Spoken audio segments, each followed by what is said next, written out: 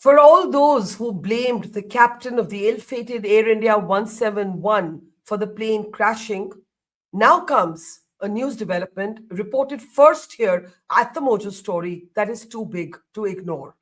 A news development that clearly points to a technical defect that mirrors what the preliminary probe report alleged had happened on the Air India 171 plane, with the caveat that the probe report, using smoke and mirrors, left space for the interpretation that the pilot of the plane, Captain Sumit Sabharwal, may have taken the plane down deliberately. This all pertains to something called a fuel control switch.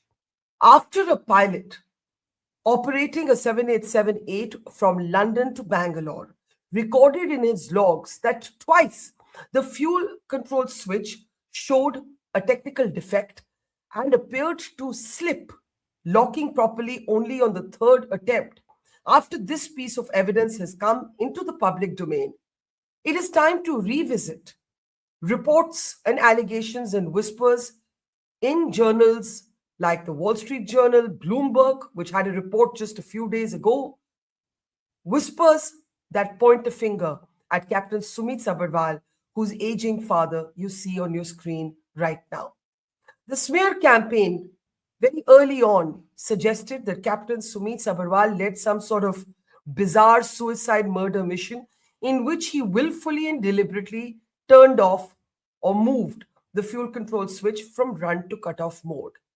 Now that something quite similar took place on the same model of aircraft, and the pilot recorded it in his logs and said it was only at the third attempt that the switch locked as it was meant to, the question must be asked, what does Boeing say now? What does the AAIB say now? What does the DGCA say? What does the Ministry of Civil Aviation say? And above all, will the probe panel now re-examine the direction of its investigation? Remember, Sumit's 91-year-old father is in the Supreme Court asking for a fresh probe after members of the probe panel met him on the pretext of condolences and then told him that his son was responsible for the crash. We're now looking at our first very clear post-crash documented complaint by a pilot of a technical defect on the 7878 that pertains, he says, to the fuel control switches. The fuel control switches were at the heart of what took place, according to the preliminary probe report, when Air India 171 went down. So is it time to throw the suicide theory out of the window? And how will Boeing respond? Let me introduce our three expert guests on the program today. Captain Sharat Panikkar is with us. He's flown this very Dreamliner for 10 years plus. Good to see you, sir. Also joining us is Captain Randhawa, who leads the Federation of Pilots. The FIP is also in the Supreme Court asking for a court-monitored fresh probe. And also joining us is Professor Aditya Paranjpai at the Monash University, who's been following this case from the very beginning. I want to start with you, Captain Randhawa, if I may. Captain Amit Singh, whose Foundation Safety Matters first flagged this, even shared a demo video. Before I bring up this demo video, it's important to note that the demo video is actually from the 737. This is not a 787 video, but he put it out on social media to show what the pilot who was operating the plane from London to Bangalore actually experienced. And basically what the pilot recorded, can you please show me Amit Singh's video? What the pilot actually recorded in his logs, Captain Randhawa, was that as he very gently sort of touched the switch, it didn't lock as it was meant to. How do you see the importance of what has happened, this new fact that has emerged, Captain Randhawa? Can't hear you, sir. The fuel control switches which are fitted on the 787 are quite akin to the ones which are fitted on the 777 aircraft.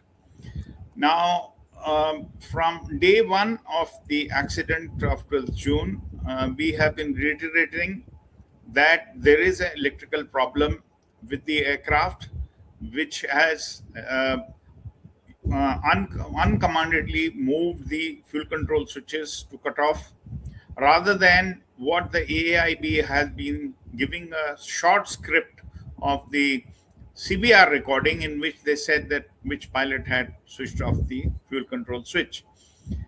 Point number one, if you recollect, Barkha, we had on our show Miss Mary, who was the Director General of the US Transport, and she also agreed that the 17th February 19 ANA flight into Osaka, both the fuel control switches moved in an uncommanded position from uncommanded way to the cutoff position during landing. Now, what we foresee that in the Ahmedabad crash, this has happened on takeoff. That happened on landing. This happened on takeoff. Now, see the fun. The third one now happens on the ground in the pre-start. When the aircraft is starting engines, the pilot has moved the fuel control switch from cutoff to run, and it has not electronically engaged, though there is a mechanical lock too, but it is electromechanical lock. Now this has slipped down. He tried it again, it again went to off. The third time he was successful and it held in the run position, and the pilot continued the flight. Now, I have shared one document with you of July 25. This was an advisory by the Boeing. If you see para 2.1, the last sub-para, and it says, I will quote, it says, immediately report any perceived looseness, missing detent, feel, or uncommanded movement of the switches during any phase of flight via the company's safety reporting system, which is the flight report book. So, going by this is after the crash, though. No, here I am talking about on 2nd February's incident. I'm talking. No, sir. This advisory is from when? This advisory came in July 25 after the crash. Yes, that's what I'm saying. Yeah. When the Air India was also asked to carry out the checks on the fuel control switches.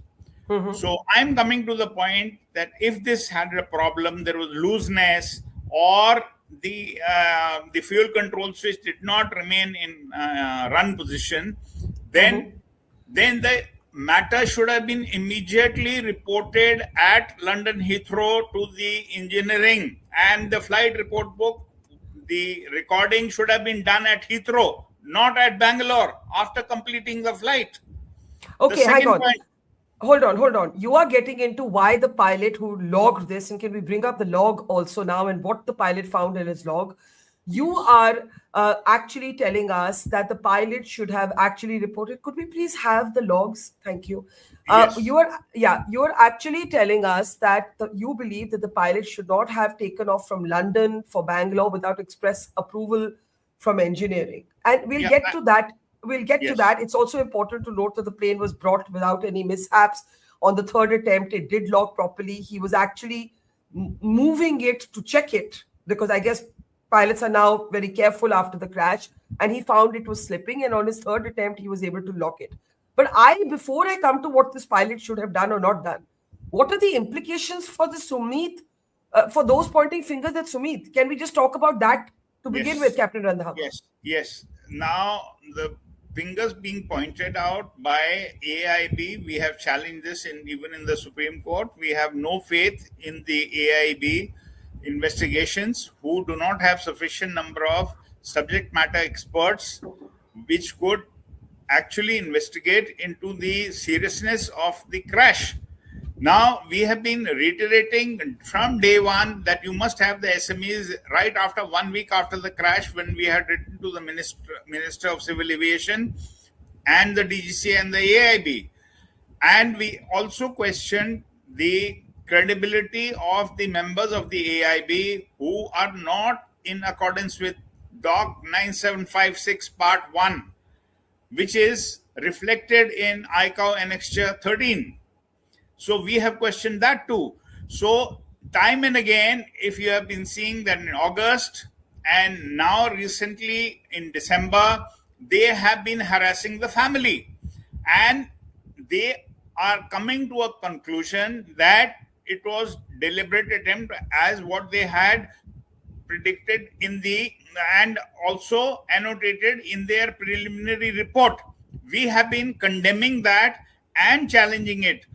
That is why we have been asking in the Supreme Court. We made the father agree to be a co-petitioner with us, Yeah. and we went to court asking for a judicial probe for more transparency and accountability, which Yeah. is, I'm sorry to say, it is missing in the case of AIB, and we keep questioning till the time we come to a logical conclusion, and not pointing the fingers at the captain that it was his fault, and that is what they are heading towards. But I think So this development, Captain Randhawa, let me just bring in the others and then I have more questions for you. Captain Panikkar is somebody who's actually flown this particular plane. Can we just, for a moment, and if we can go to the demo video, again, I want to say the demo video that Amit Singh has shared is a 737. I want to keep clarifying this, but he's just shown it to show what the pilot may have been checking when he found that the fuel control switch was not locking properly. And on the third attempt, it locked properly, and the details are well documented in his log. This plane has now been grounded. Air India has begun checks on the fuel control switches of its entire 787 fleet. We should say that a similar round of checks should be done on all of such planes across the world. There are 1,200 of them. And Captain Randhawa has also shared a Boeing advisory asking a crew to particularly look at whether there's any looseness with the fuel control switches, which is clearly what the pilot operating from London to Bangalore found. How should this change how the AAIB has been looking at AI 171? Okay, let's just start from Amit's video. Yeah. The fuel control switches of the 737 MAX, I believe that's the model, is similar to that of the 787. Okay. That's number one. Okay, I'm not too sure whether it's similar to the 777 because the 777 came out much earlier than this. Mm-hmm. The second part is that the procedure for switching on the engine during the pushback and start remains the same. That you have to lift up a spring-loaded switch, move it to the run position, Yeah. drop it. Now the spring pressure will push that metal down and it is held by a mechanical stop. There is no electronics involved at this stage. Yeah. That means there is no control that the FADEC has in the physical movement of the switch from cutoff to run. Once Yeah. it is in the run position, if you examine the throttle control module itself clearly, inside the throttle control module, which is not obviously visible to anybody looking up from outside, are about 4 or 5 micro switches. Once this fuel control switch is moved to the run position, all these micro switches make contact. The function of these micro switches are multiple, one of which is to give an indication to the FADEC. The FADEC, as you're aware, is the full authority digital and engine control, the brain behind the engine and the various systems of the aircraft. Full authority digital engine control. Mm-hmm. Let's come to this specific incident and what you have just shown upon your screen as the entry. Mm-hmm. Number one, prima facie, I would agree with Captain Randhawa that if there was a malfunction of this nature, I would agree with him that perhaps the investigation should have been done out there itself and the aircraft should not have been flown. The fact that it is flown across 12 hours and is landed safely is immaterial. In my opinion, you should have investigated it there itself. The aircraft should have been grounded there itself and thereafterwards do whatever else was required. Number one. Okay. Mm-hmm. Number two, the fact that this switch is slipping back is more indicative of some amount of wear and tear of the mechanical part which holds it back, perhaps the force of the spring itself. Now, why this sort of a thing is happening is clearly been brought out by Boeing itself, post their the circular which came out in July. in which they asked all operators all across the world, not just on the 787, but also on the 737, to check out this particular aspect of this fuel control switch movement. But what lends itself to a great deal of ambiguity is to whether, without pilot intervention, and I am re-emphasizing this, without pilot intervention, the switch may have physically moved back from its run position. Now, Explain that. Okay. Clearly, the switch is designed for mechanical movement. The switch has to be lifted up physically, that is mechanically, from its Yes. cutoff position, moved mechanically to its run position, and then afterwards dropped. The spring pressure keeps that switch down, and it is also held by a mechanical detent in its run position. Yeah. It is designed to be mechanically operated. Yes. There is no physics involved at this stage. However, the fact that this particular incident has happened on the ground at Heathrow, not once, not twice, it has happened twice, Yes. indicates that the switch is not remaining in its run position, and with a slight amount of pressure, whether it is mechanically induced or whether it's the natural forces like gravity or whatever other forces, has allowed it to slip back into the cutoff. Yes. Lends itself to a great deal of ambiguity as Yeah. to whether this could have actually happened in Air India 171's case. Well, whether exactly. Well, exactly. But it has to at least be looked at, considering, Captain Parikar, before I bring in Professor Paranjpay, considering that the probe report very ambiguously, without giving an actual transcript, pretty much made this the linchpin of their investigation, that the fuel control switches transition from run to cutoff. They gave a summarized version of a cockpit conversation without verbatim reproducing it, saying that one pilot said to the other, did you cut off? And he says, no, I did not. Considering that was the sort of heart of the report, does this not change everything? I'll just take a minute, just give me a minute to expand upon this. It has generally been my observation that Western media follows party stroke government lines.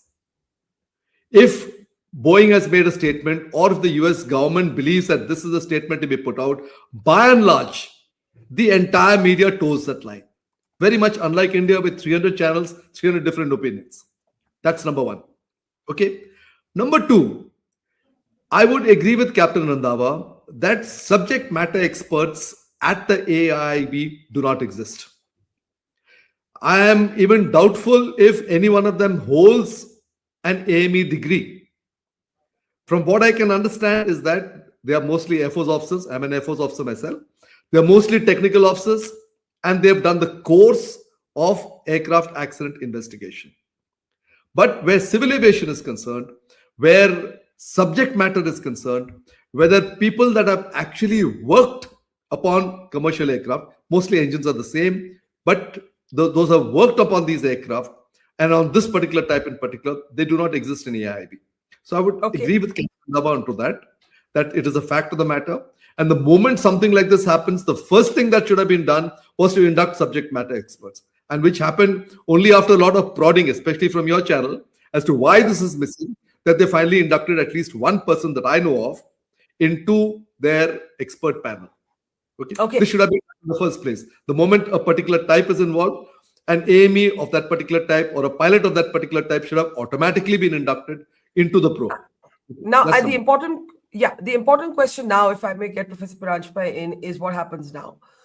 We have a bunch of petitions, Aditya, before the Supreme Court, and we have absolute silence from the AIB on this development, even though prima facie, to the layperson's eye and even to some expert eyes, it seems to hold parallels to what some believe took place on AI 171. Again, those were not conclusive comments, but they were made by the preliminary probe report themselves, which put its entire sort of analysis on the moving of these switches.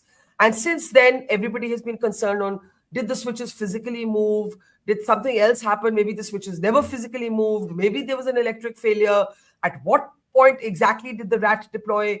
We don't know so many things even to this date.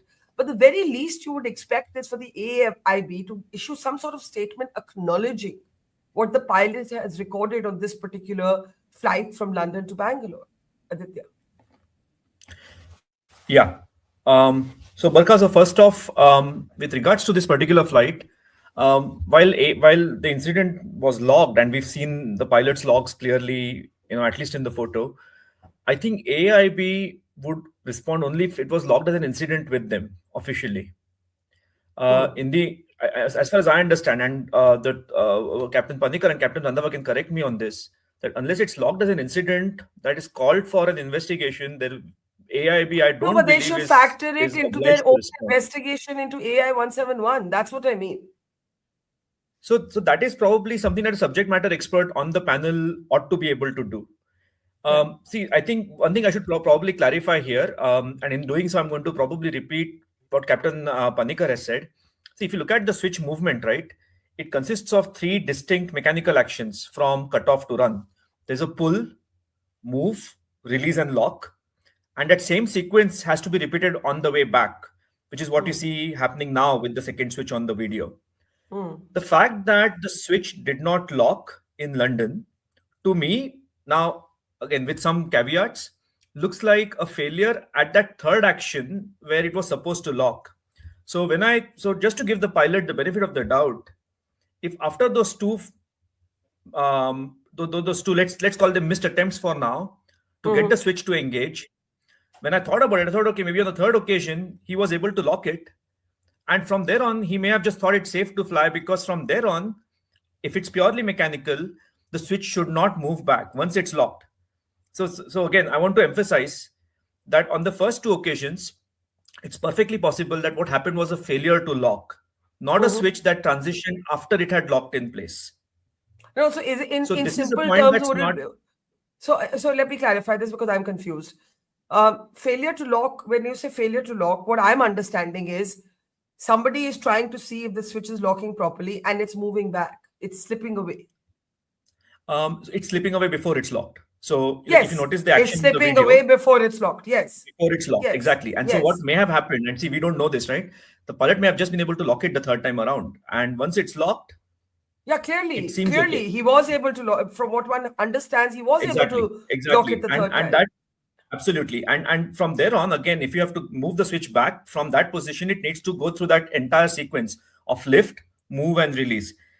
So in that sense, I suppose you could give pilot the benefit of the doubt here and say, okay, once he's able to lock it, it seems to be okay. And I think that's also what I suppose Captain Panikar was trying to hint at, that it's a series of mechanical actions.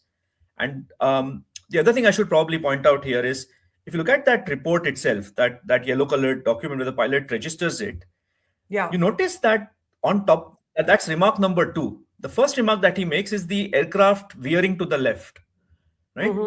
That has incidentally, I don't think it has anything to do with this locking mechanism, but when I looked at that report, it occurred to me like, okay, he's put in all the details, but it's possible that he didn't think this was such a major issue, because he thought veering probably was something that to report first. So he reports it, and then he puts this in saying, look, this has also happened, by the way, on this airplane. Look, I could be wrong, but to my eyes, when I read those 2 lines, that's the sense I came back with. Okay. And consequently, so he's put it in the system that, look, this has happened. But also, let's not forget that at this point, we are still in the shadow of AI 171, in the absence of a released report. And consequently, Air India reacted for obvious reasons, because they really don't want to go on the wrong foot at any point in time. So They they've grounded reacted. the plane. Yeah.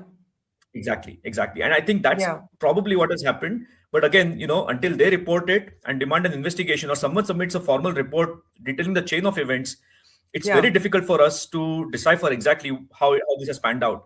But like I said, as far as the pilot is concerned, Yeah. while I perfectly respect this view that maybe this should have been investigated in London itself. There is, like I said, there is this sequence of 6 actions that have to happen before the switch goes from cutoff to run to cutoff. And what seems to have happened is a failure in just one of those steps. And once the lock engaged, the pilot would have probably deemed it safe to continue the flight. So I would probably give him the benefit of doubt on that. I think that's Now, the fair. other point Yeah. Go ahead. No, please go ahead, Barkha. No, I was just going to say, what are the implications? Because it's in the shadow of AI 171, because it seems to hold this parallel, what is the implication for that investigation? Correct. Yeah. So look, I mean, that's still ongoing, obviously, but I think the one thing that you noticed again, I mean, I think we should remind our viewers from the report, the preliminary report, the word that was used was transition. Yeah. And I think I could be wrong again, gentlemen, but I think the word transition was almost an implicit acknowledgement that they weren't sure if it was a movement that was recorded, possibly as like a false positive, or whether it was a genuine mechanical movement that was correctly recorded as a movement. And to that extent, I think they were not sure themselves whether it's actually a mechanical movement that's been registered correctly, or a transition that has been accomplished by software or because of a fault, but not really a mechanical movement. And to that extent, the word transition was used.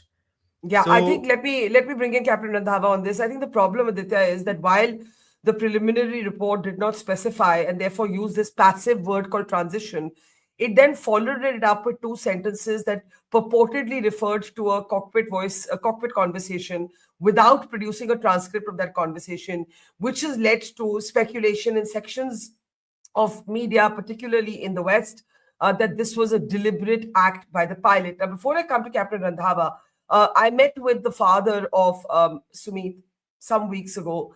This is his only interview to date. And one of the things that he disclosed, and Captain Randhava has shared this also, is that when members of this AAIB came to meet him, they came to meet him on the pretext of offering condolences. So he agreed to meet them. And then when they met him, they effectively blamed his son for taking the plane down. And that's when he got very, very agitated, very, very upset. And he decided to become a co-petitioner with the FIP in the Supreme Court. I'm just going to play out that clip and come right back to you, Captain Randhava. Take a look. Two people came to condole From the probe panel. probe panel. They Yes. said that we are the investigators. Yes. But while talking and all that, this we are sharing and we are doing this thing and all that. But suddenly, one of them said that he had a suicidal tendency. This had hurt me like hell. I told him that he was a professional pilot and a well experienced, and he knew his job very well, Yes. and it is incorrect. I do not know what a man can do in that few seconds, less than 10 seconds, what he did. Because as the profile of the flight, which was shown on TV, I feel it was a balanced flight till lost. Yeah. But here the words, there is no thrust and I'm sinking, or something like that, I'm losing height. Yeah, because we don't have the exact transcript. So that was visible, and this Mayday, he has said. Yes. And nobody gave them, actually they should give the CVR report, cockpit voice recorder report. Then flight data recorders are there. Everything can come perfectly well. Yeah. Why they are hiding? The thing is, why they are hiding it? Right. And so, he said very movingly that it hurt him like hell. And that's why, Captain Randhava, he decided to fight alongside you in the Supreme Court. In the light of what has been recorded by the pilot on this flight, irrespective of, your point that he should have had it investigated in London, how does this change your argument before the Supreme Court? And how do you think it should change the AAIB's probe? See, first and foremost thing I would like to bring out is what Panikkar and Aditya have shared, that it is a total mechanical movement. I bought out the incident at Osaka. So I want to ask both these gentlemen, if it was a mechanical lock, then how did the fuel control switches moved in an uncommanded movement into cutoff position? Because that is basically on that point we are fighting in the Supreme Court also. We've given the argument that there is an electrical problem. Now, as per both these gentlemen, they are saying it is mechanical. It's a mechanical lock. Whereas I'm saying it's an electromechanical lock. And second point is, which you rightly said, how does yesterday the incident be reflected in the Supreme Court? I have already forwarded the details to my solicitor to be put in the argument in the Supreme Court. The case has been preponed from March to 11th of February this month. So this is a blessing in disguise. Of course, we fought for it and we got the date earlier. And we are going to use this yesterday's incident, which happened on the 787-800 aircraft at Heathrow, and going to be used as an evidence in the case that this is the third time there has been an uncommanded movement of these fuel control switches. So it carries a lot of weight, and we are sure that the court is going to admit these points which are being highlighted now. And I'm very happy that the media has picked it up all around, and we gave a press statement from the FIP, and we are fighting tooth and nail, and we are very sure that there was no pilot error in case of Air India 171 crash. And this is being used as a bogey by the AIB, and they were heading towards that, and they would be shaken up by what has happened yesterday. Barkha. Yeah, so let me bring in Captain Panikkar now. Captain Panikkar, Captain Randhawa says this is going to come before the Supreme Court, the third time that there has been uncommanded movements of the switches. How do you see this changing the course of the investigation? Captain Panikkar? Yeah, let me just counter Captain Randhawa. As far as the electromechanical part of the switch is concerned, okay, let's just specifically refer to the ANA incident. Now, the FADEC, as per the book, is supposed to operate to cut off the engines only on the ground. Okay? Yeah. This is the design philosophy.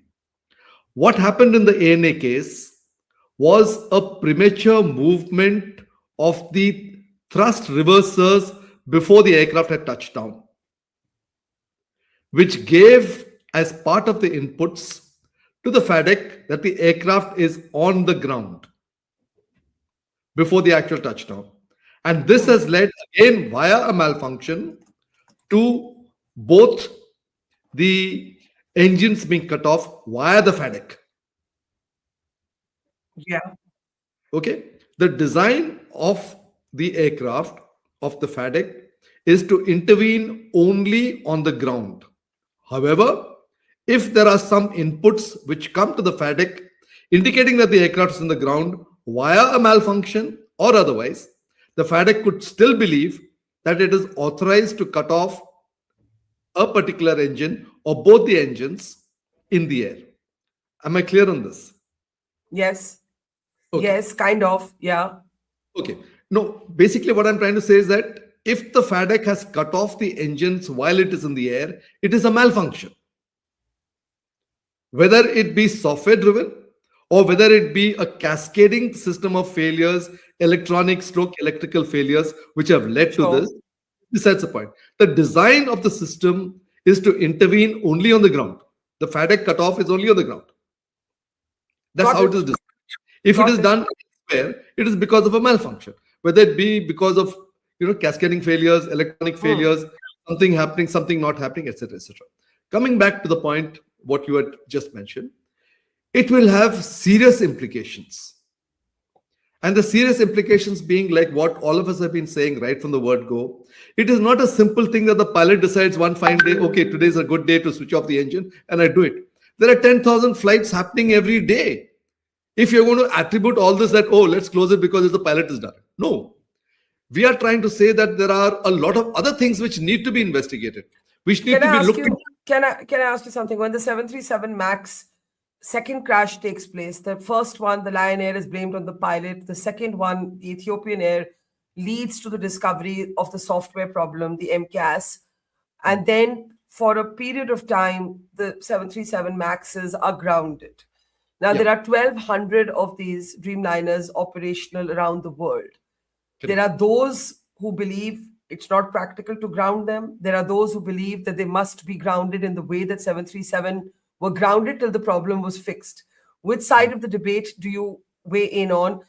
Especially because we don't have an acknowledgement from Boeing that there could be a problem. The preliminary probe report gave a clean chit to the manufacturer. Now, in the light of whatever's happened on this London-Bangalore flight, which side of the debate do you weigh in on? Okay. When Air India 171 happened, I was sitting in Vienna. I was waiting for a Dreamliner to come from Delhi to Vienna and for me to operate from Vienna to Washington. At the time at which it happened, nobody really knew what had happened. But in the wisdom of hindsight, if there is an unexplained incident of a simultaneous failure of both engines immediately after takeoff, I would be very worried. Please realize, Barkha, that the MAX accident, had it happened, God forbid, in the United States, instead of happening in Southeast Asia, things would have been very different. Had that second incident happened in the United States, instead of Ethiopia, things would have been very, very different. Okay? I agree. Because clearly in the case of MCAS was miscommunication. The pilots were simply not aware that this is the action required to be taken. There was no communication by Boeing that a new system has been involved and it would override everything and force the aircraft's nose down for a period of 6 to 7 seconds in what it believed was installing the aircraft and coming into a safe recovery. In fact, if you remember, media reports at that particular point in time had implications that the pilot is poorly trained. He's an Indian. Perhaps he does not know this. Perhaps he does not know that. Western noses were looking down upon us as to, questioning our competency and our capability of flying it and our understanding the system. It's only after the Ethiopian crash, like you correctly pointed out, that aircraft were grounded, investigations carried out, and found that there was grave lacunae in the communication system itself, that people were simply not aware, and more important, people are not trained as to what it was. And a systemic failure in the 737 in that it relied upon the input from a single sensor, unlike the 787, which has multiple sensors, and the system decides as to which input is valid or is not valid. In the case of the 737, it just relied upon a single input, and if that sensor said that something is wrong, the system reacted that way. Okay. So therefore now to my specific question, are you in favor of grounding for this moment or not in favor of grounding? And I want the same question to Aditya and Captain Randhava. Captain Panikkar, briefly. Look at the financial implications. I'm taking a minute to digress, and I've said this on your channel before. Boeing stands to lose $500 million every day if the Dreamliners are grounded. It is not a question that should be taken lightly. And I'm not just saying lives versus non-lives. This aircraft has had a safety record for 12 years without any problem, apart from the few lithium-ion batteries in the initial teething stages. It is not a question that I take lightly. But I'm saying that you should check this out, take serious cognizance of it, take this far more seriously than Boeing seems to have been taking it at this particular point in time, and then take a considered decision. It is not a simple question like ground everything. It's not a knee-jerk reaction. It is something that you have to consider carefully and take an evaluated call as to whether it should be grounded, should not be grounded. Okay, Aditya, do you want to weigh in on that? Professor Aditya Paranjpal? Yeah. Okay. So, So let me start off with the thing about Osaka, which Captain Randhava asked. So first off, with Osaka, I agree. Based on whatever I've been able to see so far, it seems to be a failure of the thrust control malfunction adjustment system, the accommodation system, I'm sorry. But what's interesting is, I don't know, Captain Panikkar, but I have not been able to find the final investigation report for that event. So we don't actually have a clear final word from JTSB. At least I couldn't find the report. So we're going on what's out there. Now, I also want to. It's probably worth mentioning because I also had a look at the patent that was filed for the TCMA. The TCMA as a system, the thrust control malfunction adjustment or accommodation system, I'm sorry, is meant to prevent high thrust episodes at multiple points of time in the flight envelope, not just on the ground, but even after the plane lifts off. If you're in a high thrust climb, it can sometimes be deleterious. So even at that point, it's meant to pull the thrust down depending on how it perceives the flight condition to be. So yeah, so to add to your question now, Barkha, about the grounding of the Dreamliners, I'm inclined to agree with Captain Panikar that it has to be a considered decision. I mean, the financial implications, not just for Boeing, but also for the number of airlines that operate the 787 are massive. I've also said this earlier that the plane has had an excellent safety record, but at the same time, we don't know what's gone wrong with Air India. So certainly, it has to be taken seriously. And also, honestly, a lot of these things have to be modeled now. See, one thing that happens with some of these aircraft, given just how complex they are, is that you occasionally have these isolated failure modes. Look at BA Flight 38, which had a dual engine failure on approach to Heathrow, but thankfully everybody survived. It was literally a point failure in that you had a specific flight condition, the low temperature at high altitudes, the specific way in which the aircraft responded to turbulence close to approach. That entire combination of events caused a failure, and it was a single point. They struggled to replicate it until the very end of that investigation. So even as you think of taking AI 171 seriously, the thought has to be, look, we generally don't expect this to fail. Could this be a point failure that has and I would agree with that if it were not for the uncanny repetitive quality to this episode on the 1st of February, Aditya. I would agree with that. But if there is a slippage for whatever reason in the fuel control switches, then that is something that certainly should be looked at, not just by Air India 787. Certainly. It has to be looked at all across the 1,200 operating Dreamliners. I do have to close. I have to give the last word to Captain Randhawa. Sharath, you had a brief interjection, Captain Panikar. Yeah, yes. just a small correction for Aditya. Yeah. In the air, the TCMA cannot switch off. The FADEC or the TCMA cannot switch off the engine. It can only bring the thrust back. So that initial statement is still correct. That is designed to function to switch off only on the ground. Okay. That's all. Okay, Captain Randhawa, in terms of responses that you would be looking for from AAIB, from DGCA, from Civil Aviation Ministry, like what next in terms of the AI 171 probe? Now, as far as the AI 171 probe, I again reiterate, there has been no investigation on the electrical systems. Captain Panikar and Aditya are still unaware. There have been multiple problems with the 787 right from the day it manufactured. I was one of the first persons to be converted onto 787 aircraft. And I would tell you one thing, that from the beginning, it started with lithium batteries. It kept having problems with the electrical systems.